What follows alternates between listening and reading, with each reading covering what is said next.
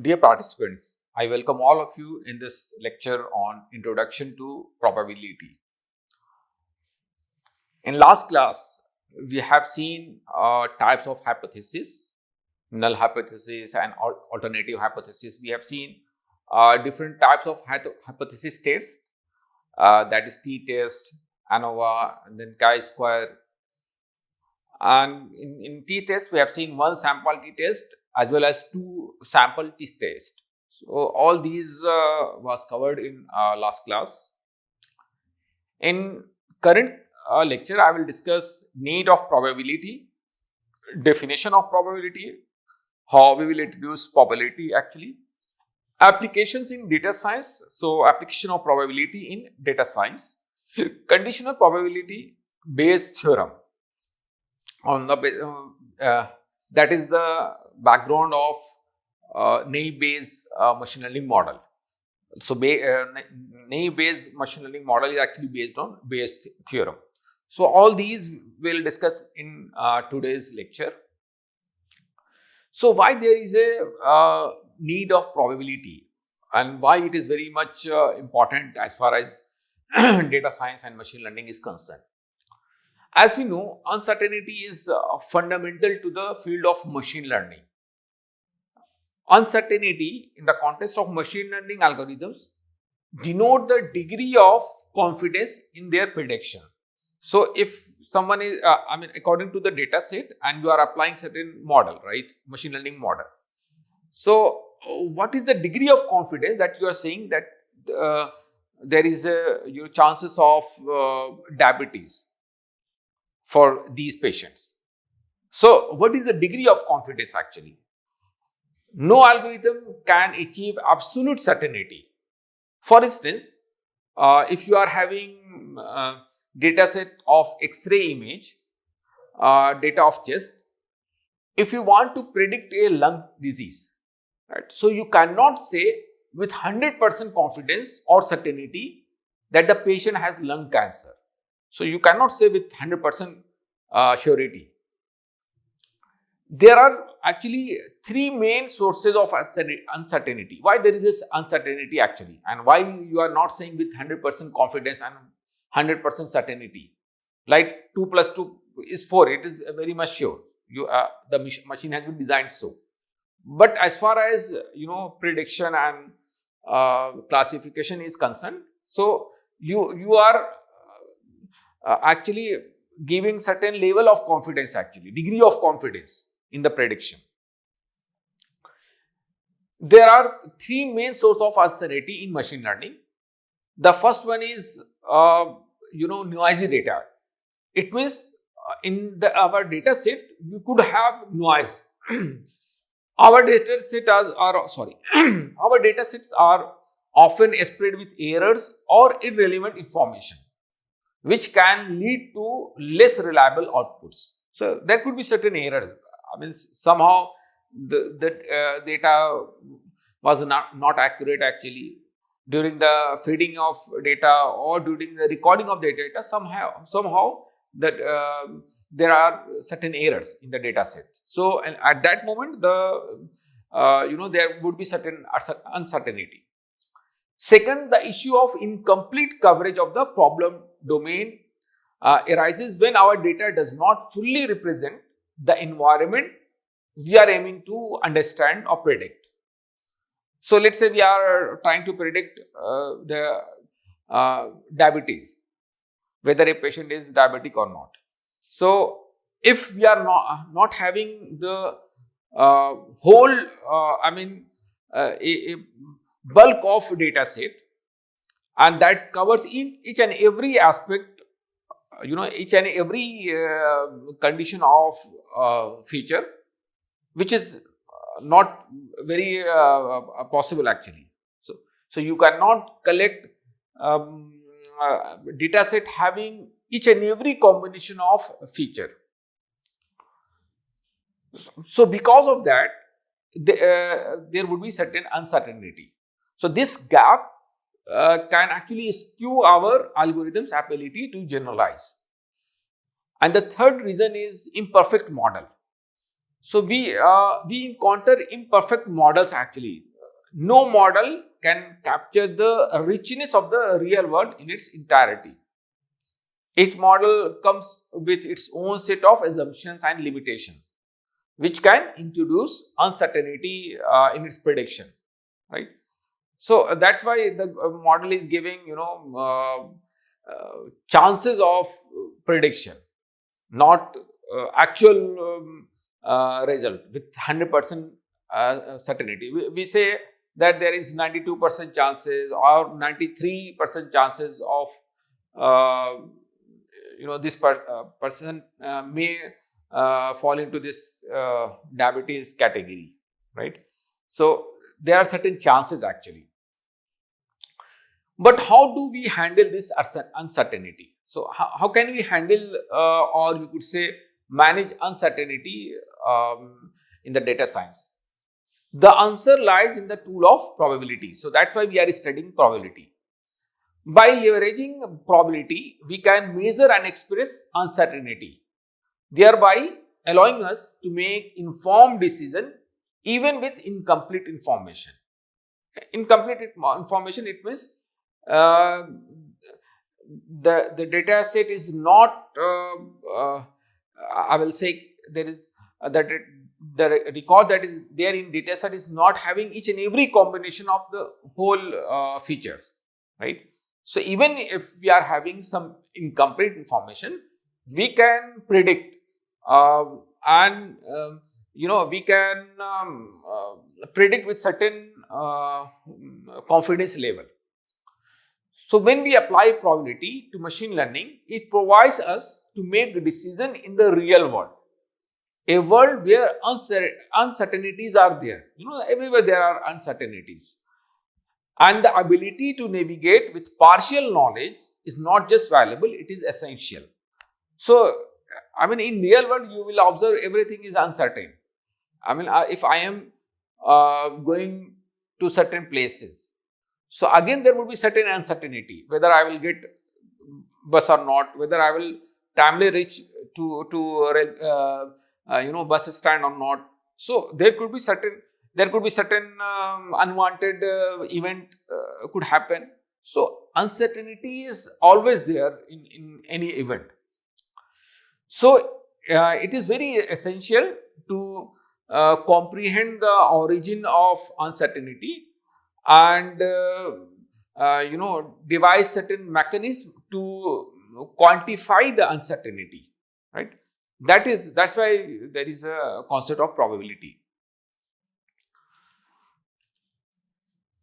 So what is the application of probability in data science? So using the probability, we can design certain models such as naive Bayes, which is a conditional probability model, and that is the application of probability actually. So probability is intrinsic to various machine learning algorithms such as naive Bayes. In classification problem as well as in reinforcement learning, we can apply probability. So how can we apply in classification problem? So we can calculate the probability of data points belonging to a certain class, right? So in classification problem, whether the person is diabetic or suffering from diabetes or not.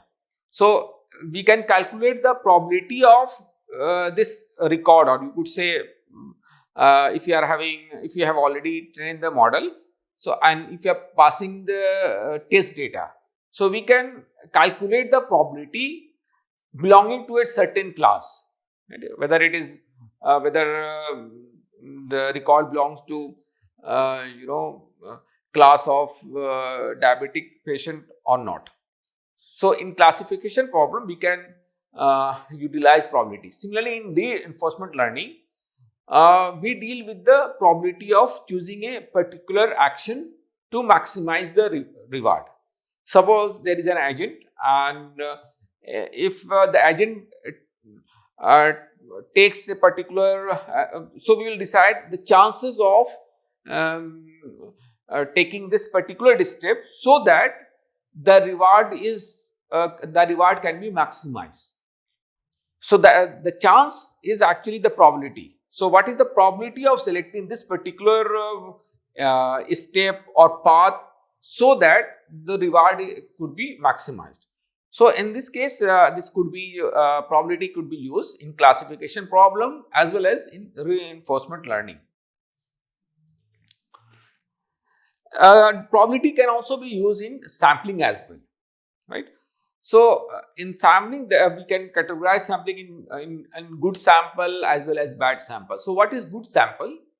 A good sample should be a representative subset of the population we are interested in studying. Right? So therefore, with each participant having equal chance of being randomly selected into the study. So if each and every participant is having equal chance of selected into the study, then we could say this sample is good sample. And bad sample is if there is some biasness, or you could say if certain element is high chance of selecting into the sample. So that is not the good sample, which is a bad sample actually. If you observe a trend in the sample, then what is the chances that you will observe similar trend in other samples? So what is the probability if you observe a trend in the sample? Suppose if you find out the mean value in the sample, then what is the probability or chance that you will observe similar value in other samples? So this can be, probability can also be applied in sampling method to find good sample and bad sample. And how we calculate the probability? So as far as probability calculation is concerned, let me use pen actually. Yes, I got the pen. So the probability of an event is calculated as the number of favorable outcomes divided by the total number of outcomes in the sample space. So let's say a fair dice is rolled. So find out the probability that the die rolls up to an odd number, right? So let's say I'm using the pen. So what is the chances of, what is the probability that the die rolls up to an odd number? So if I need to find out the probability, so what I will do, what is the number of favorable outcomes? First I will identify what is the number of favorable outcomes. So the number of favorable outcomes could, if I will write, is a set. So favorable outcomes could be odd 1, 3 and then 5, right? And what is the total number of outcomes? So total number of outcomes is actually 1, 2, 3, 4, 5, 6, right? So the probability is 3 number of favorable outcome, which is 3, and the total number of outcomes, which is 6 in this case. So this is the probability, and then it is 1 by 2, it means 0.5, right? So in this way you can calculate the probability. There are certain foundational rules in probability. The probability of an impossible event, this is 0. It means suppose you are rolling a die, and what is the probability of coming 7, which is impossible, right? Because since the die is having number between 1 to 6, having number from 1 to 6, so 7 is not there, so it is impossible event. And the probability of a certain event, which is always 1. Suppose I am flipping a coin. So what is the probability that either head or tail would come? So only as far as flipping a coin is concerned, only there are two. There could be 2 events, right? Either head or tail. And I am saying what is the probability that either head or tail would come? So there is a certain event. And the certain event, it means there is no other chances other than head or tail. So in this case, this is 1. And then there is addition rule used for calculating the probability of either of two mutually exclusive events occurring. So, and consider the case of die. Again, consider the case of die and finding the probability of coming of 2 or 4 in a die. So, this is two, two mutually exclusive events coming of 2 or 4. So, if 2 will come, 4 will not come, right? Suppose you are rolling a die. So, at a time only one value would come. Either it is 1 or 2 or 3 or 4 or 4 or 5 or 6, right? So, this one is mutually exclusive events. Suppose you are rolling a die and the probability of coming 2 or 4 in a die. So, in this case, what you will do, and your task is to find out what is the probability that 2 or 4 will come, right? So, the probability of coming 2, I am considering it A. So, probability of coming 2 is 1 by 6, right? And probability of coming 4, which is again 1 by 6. And to find out the probability of coming 2 or 4 in a die. So, in this case, P, A or B, which is PA 1 by 6 plus 1 by 6. Either 2 should come or or 4 should come. So, in this case, it would be addition. Then there is one more rule, that is the multiplication rule. It is used for calculating the probability of two independent events occurring together when they are occurring together. So, in this case, the multiplication rule says P and B is equal to PA into PB. Consider the case of 2 coins and you need to find out the probability of coming heads in both the coins, right? So, in first coin, the coming of head, and in the second coin as well, the head is coming. So, what is the probability in this case? So, again I am repeating the question. 2 coins have been flipped and the probability of coming heads in both the coins, right? So, in this case, what you will do, I am considering PA as probability of coming head is actually 1 by 2. Total number of outcomes is 2 and favorable outcome is 1. So, 1 by 2 and coming head in another coin is again 1 by 2 and these two are independent, right? Since the second flipping of second coin is not dependent on the first coin. Similarly, first flipping of first coin is not dependent on second coin. So, these two are independent events. So, what I will do, if I need to find out probability of coming heads in both the coins. So, I will write P, A and B is equal to P, A into P, B, which is 1 by 2 into 1 by 2, right, which is 1 by 4. So, 1 by 4 would be the valid result in this case. Let me erase this one. So, here it says, so these are the actually foundation rules in probability that we need to consider, right. Now, we will see what is dependent and independent events. Dependent events that I discussed in previous slide as well. If happening of one event is giving some information about other event, right. So, if there is 2 events and happening of one event is dependent on the previous event,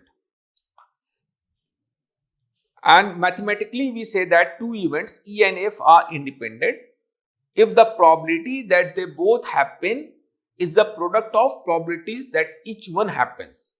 So what I am saying, P, E and F is actually P, E into P, F. So let's say discuss this dependent and independent event with with one example. So again, you are flipping two coins.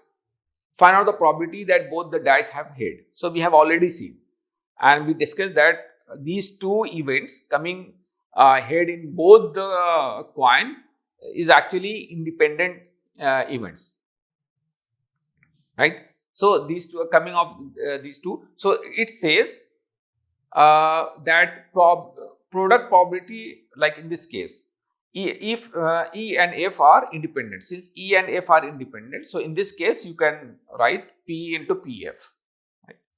And we have already seen example in the previous slide. Now come to the conditional probability.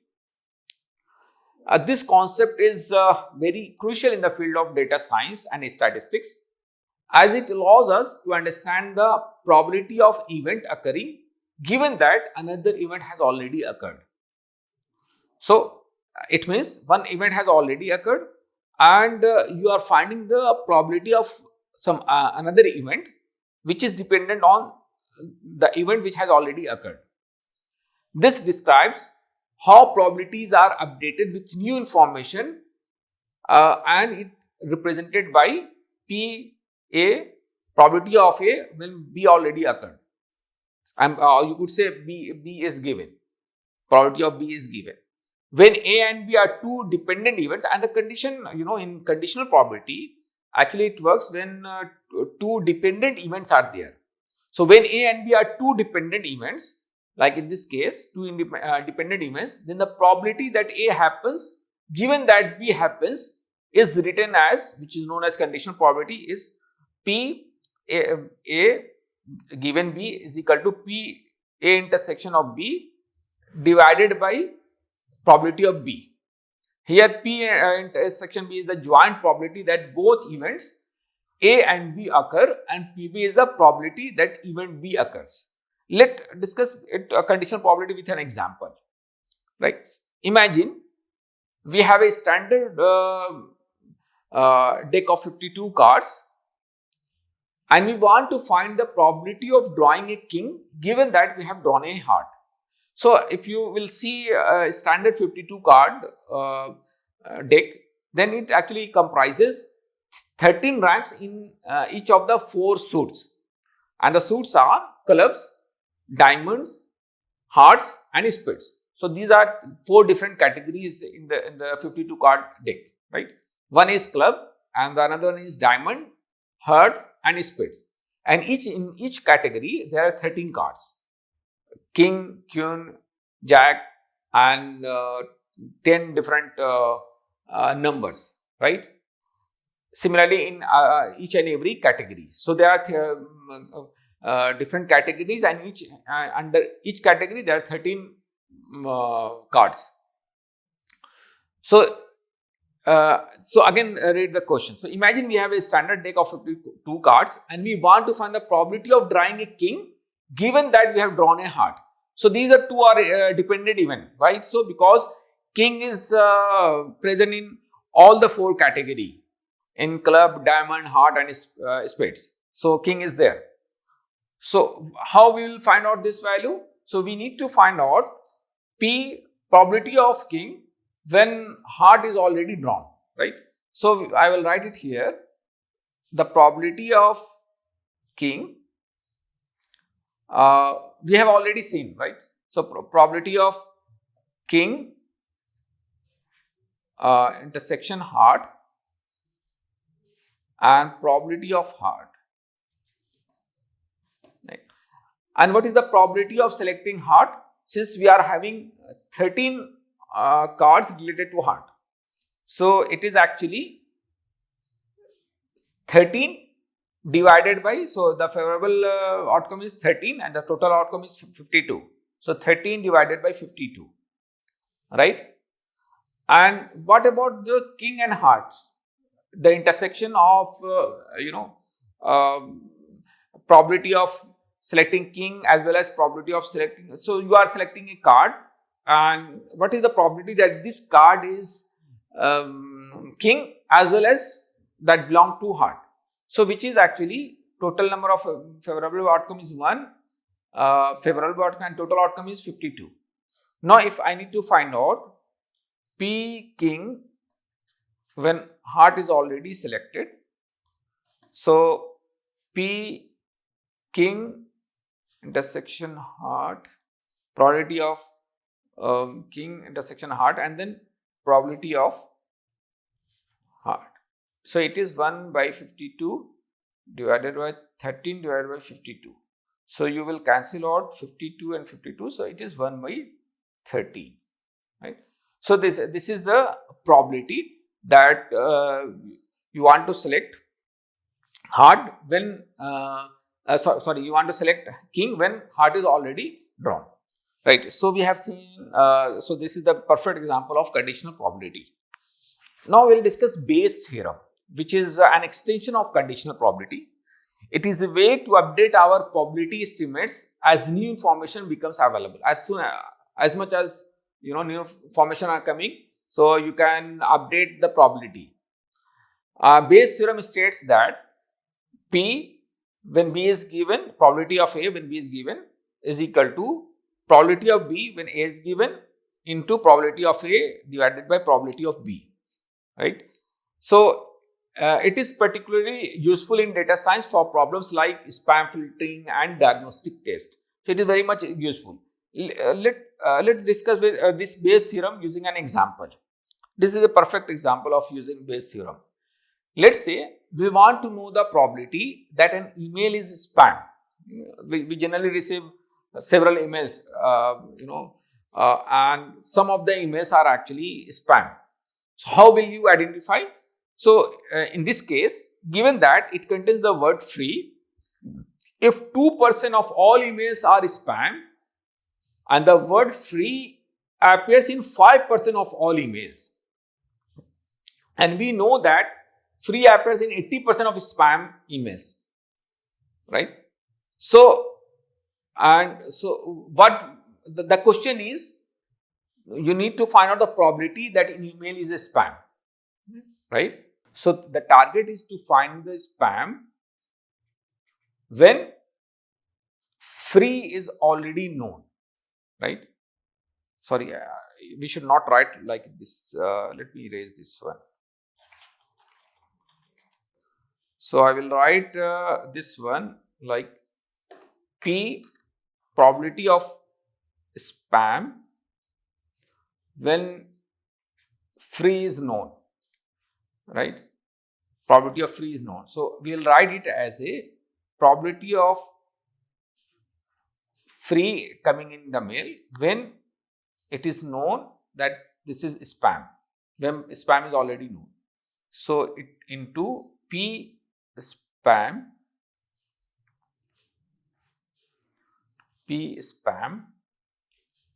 divided by probability of free. So in this way we can write, right? We have already seen, actually this is the same